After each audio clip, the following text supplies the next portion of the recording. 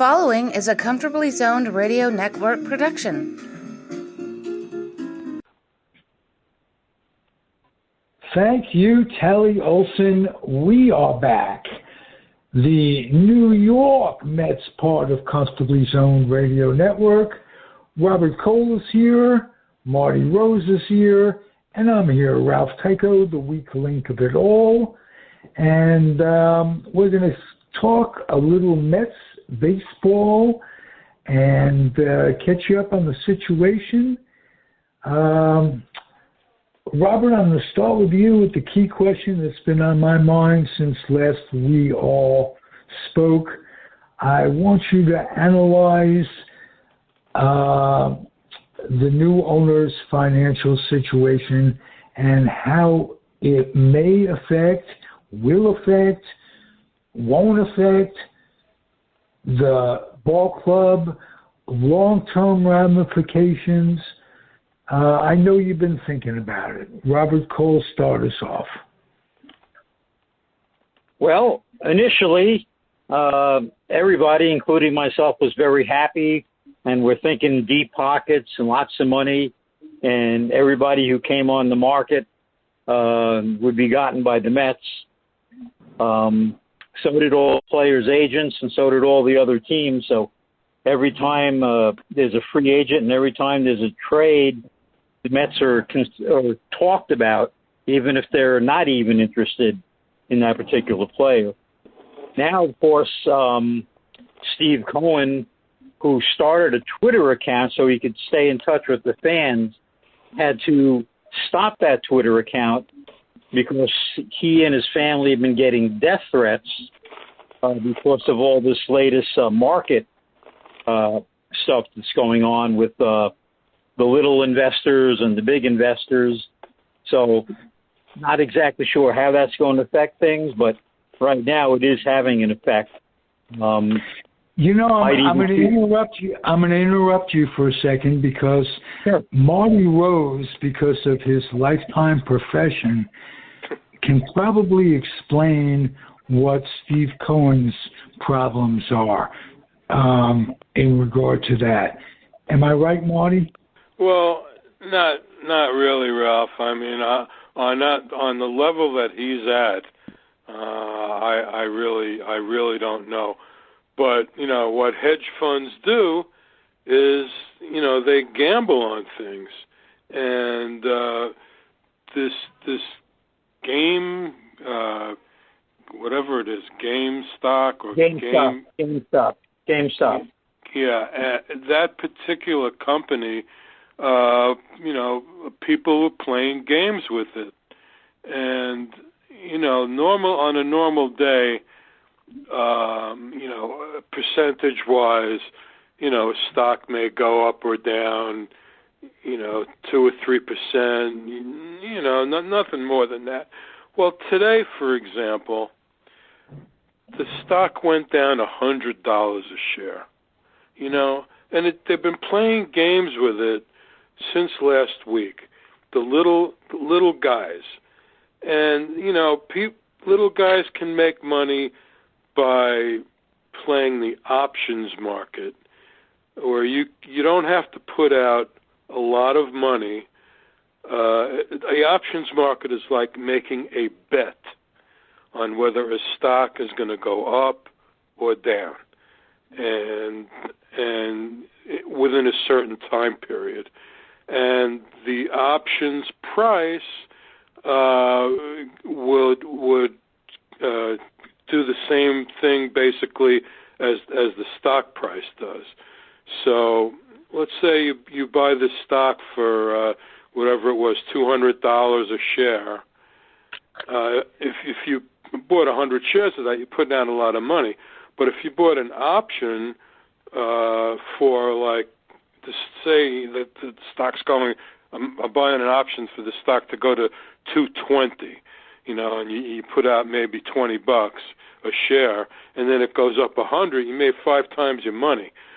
So some people were, this is above my head too, how these kind of games that they play with one particular stock, and it's just an anomaly. It doesn't happen, but for some reason this time it did happen. But as far as it goes with our owner, the he's worth $14 billion. I mean, he's not going to be hurt by this, and it's not going to affect how much money he plans to put out, to the Mets. He's probably getting an earful from Sandy Alderson, who, as you know, in the past has shied away from spending big money and was into more building with young players. But this all remains to be seen. Yeah, speaking of that, Omar Minaya has been brought back in the fold. I saw that, yeah. Newtown High School, super senior. Well, he's good for, especially, with the Latin American kids. Right. It's always good, no question. Yeah. I like the move. My question of you both is, are there any potential illegalities that Steve Cohen might be up against that money can't get you out of? I don't think so, Ralph. I mean, like I said, Okay. I don't know that much about it, but he hasn't been in jail yet, and he's got $14 billion. So I think I wasn't accusing him of anything, but I'm wondering because he didn't call any of the three of us who were going to take over management at one time, and we. If I remember correctly, this was all before Brody was hired, and I venture to say that had they considered us, we couldn't have fucked it up any less.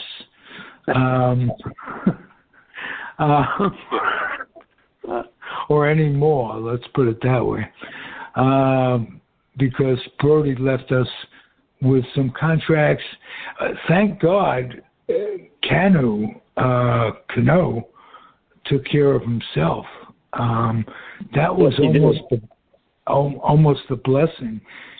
They don't have to pay him, am I correct? Correct. It's not going to be one of these Bobby Bonilla things where I'm going to wake up at 100 and he's going to get his annual $1 billion check coming in.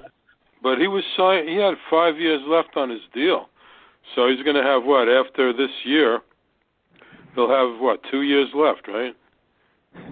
Right, and I think there's a strike 3 involved. Anything after this, it's lifetime in terms of a suspension, which negates the contract. So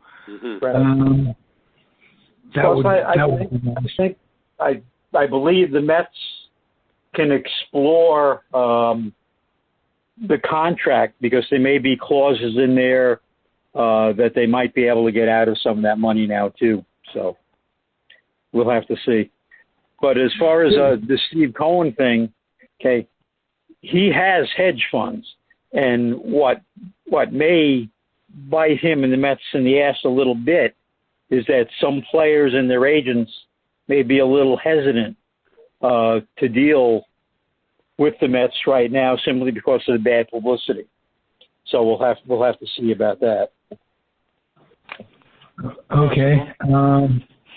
Marty, you expressed an interest on Facebook of signing Bradley and moving Nemo to left. Am I correct? Yeah, because somebody had posted something that they were talking to him, to Jackie Bradley Jr., because they need to shore up the defense in left field, definitely. Not that Nimmo was that bad in center, he wasn't, but I think Bradley Jr. is better. I know he's not that great offensively, but he didn't have a bad year offensively last year. maybe career-wise he's not that great, but he may be coming on a little bit. And they definitely need to shore up the outfield defense. So I think that's a good move if they go ahead and do that. Yeah, one of the guys on our Mets site made it sound like it was happening, but I have not seen anything of that nature to make it seem like it's imminent. Right.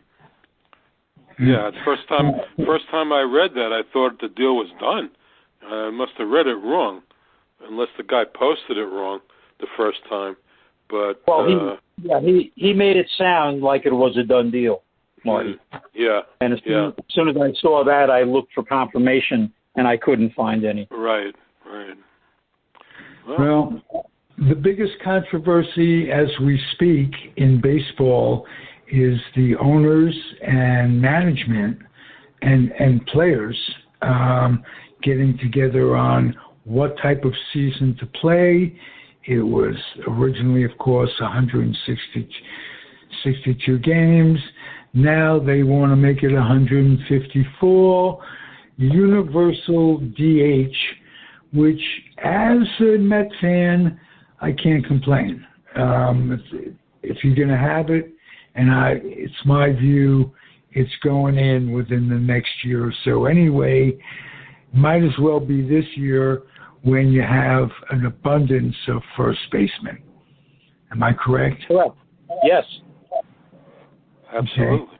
Okay. Yeah. All right. Well, I don't understand what the big deal is with this extra playoff. Seems like the owners obviously make more money the longer the playoffs are. But why would the players be so adamantly against it when that's the same thing they just did last year? They had the 14 teams. Normally you're going to have 10 teams, right? You got the 3 division winners and 2 wild cards. So that's 5 and 5 is 10. So what's the difference if there's 14? I mean, is that big of a deal? I mean, I don't see why that should be a deal breaker. 14 teams make the playoffs. If you're like us listening out there, we all grew up when there were 8 teams in each league, and you win the pennant or you don't. Right. Well, times have changed, times have changed just a little bit. And, speaking of that, I've debuted a new show on the Comfortably Zoned Radio Network. It's Lovin' Baseball When We Were 12 and Innocent. And I have the first few in the can. I would like to invite you guys individually to do a show where we look back as a 12-year-old and what was going on and what you grew up liking, and through the eyes of a 12-year-old. Peter Trunk debuted the show with me. I just released it today, and it's easy to do because it's fun, a good look back, makes you feel good. So, and when we were 12, a lot of stuff was happening. Peter Trump Peter is exactly our age, and there was a lot of change going on. Oh boy! And wow. So he shared his memories. I want you individually to come on, you guys, and share yours. From the eyes of a 12-year-old, it's my contention that there is no age where passion doesn't run as fervent for whatever your trip is, be it ballet, be it baseball, be it politics. Mm-hmm. At 12, you're taking it all in, and you have a fervency like at no other time in your life. And I hope I'm right on this and it becomes a terrific podcast, but I know I'm right on this. You know how I know I'm right? I've been wrong so often. Got to catch up. It's got to even out. Yes. Right. I mean, I'm not a bettor, but if I were, this would be the show to bet on. Hey, Ralph, you'll have to live to about 120 in order to catch up. I have lived to be 120 on so many different levels, Robert, but and I haven't caught up. So what can I tell you? Mets talk. They've picked up a few pitchers this week. And they need a left-handed reliever, and I want to ask you about Blevins. So that was my question. Start with you, Robert Cole. Well, they just picked up Loop, and Loop is a lefty. Oh, okay. Then and he had a pretty good year last year with the Rays. In fact, he was one of their key late inning relief pitchers. So they may want to add another one because they needed him because they were predominantly righty in the bullpen. So that they may look at somebody else. Blevins signed a free agent contract, minor league contract, and it may happen for him. It'd be nice. He's our Facebook friend. Right. So, how many Facebook friends do you have in the Mets organization? I have very few. Mats is gone. What's your reaction to that, guys? Marty. Well, look, he had a terrible year last year, and they did send him down to Florida to work with the old pitching coach down there. I guess he didn't see anything very positive. So I mean, they got some prospects for him. I never thought he was that great to begin with. He was, he was okay. He's a third or fourth starter at best. So I don't see any problem with the deal. If one of those three guys makes the team, then sometime down the road, fine. I don't think they really needed him that badly. Okay, Robert, any thoughts? I was initially surprised because they did, take the time to have him work with Phil Reagan in Florida. But as I said on the website, very possibly Reagan may have said to the Mets, just like Marty said, I don't see an improvement. I don't see much happening. So that may have been why they went and made the deal. I mean, I wish him well. He may do very well in Toronto, be much less pressure. So let's see what happens. Yeah. Too bad. Long Island kid, good athlete. I remember him when he first came up with the stick, beating out some triples and what have you. It's always sad when guys you root for just don't pan out for one reason or another. Yep. True. Yeah. Okay. I want to divide this into two, so I'm going to push a button and talk to you guys off the air. I'm going to close it out for the Met Show. Ralph Tycho, Comfortably Zoned Radio Network. Marty Rose, Robert Cole, the Baseball Mets Mavens. We'll talk to you soon. Happy trails.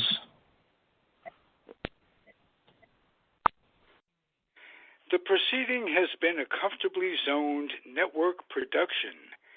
You are advised to keep your dreams wet, your humor dry, your children and grandchildren out of military recruiting offices and off the laps of clerics who wear dresses. Thank you for listening, everyone. Happy trails.